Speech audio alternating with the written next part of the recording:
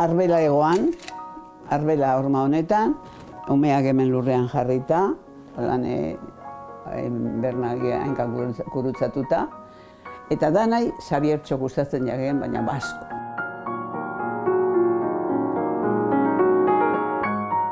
Hau hemen posa Xabiertxo bere eskuetan hartzen zutenean, pentsatzen zuten horrekin ja, unibertsitatean zeudela moduan.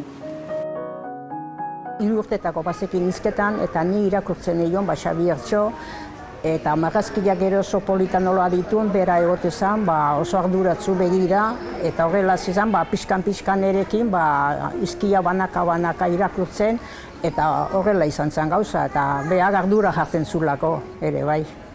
Eta, bueno, hortikan ikasi zuen, eta ikastolara joan zaneako, bazekin ja irakurtzen, azkarra zen utila.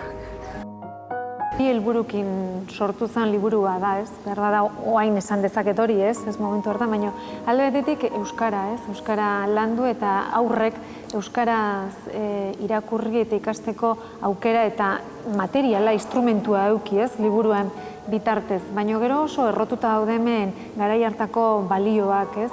Eta asko eta asko denak ez ezategatiko, bintzat gaur egun indarrean dauden balioak, ez? Ona zer dan, txarra zer dan, laguntasuna zer dan, guztiok berdinak garela, kolore arraza edo kolore desberdina izan arren. Noski gero edukinari dagokionean, nabaritzen da, zenbat badu diran, zorionez, hainbat gauza, batez ere, gizonen eta emakumeen arteko berdintasuna eta beste hainbat gauza, bai?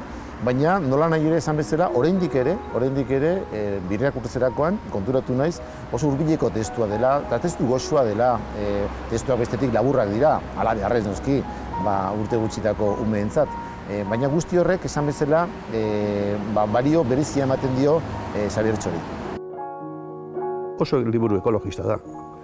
Impresionismoa eta poesia eta urtearoak eta naturari begirada, naturari egindako begirada aparteko bat, hemen dago hori ere.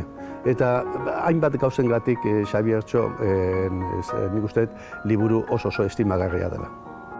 Bereziki familia, hizkuntza, maitatzen jakin, elkarren arteko errespetua, denok berdintasuna, gero zintzia, aurrerapena, guzti hori hor dago, ez? Liburu txikitxo baten dena daukagu, ez?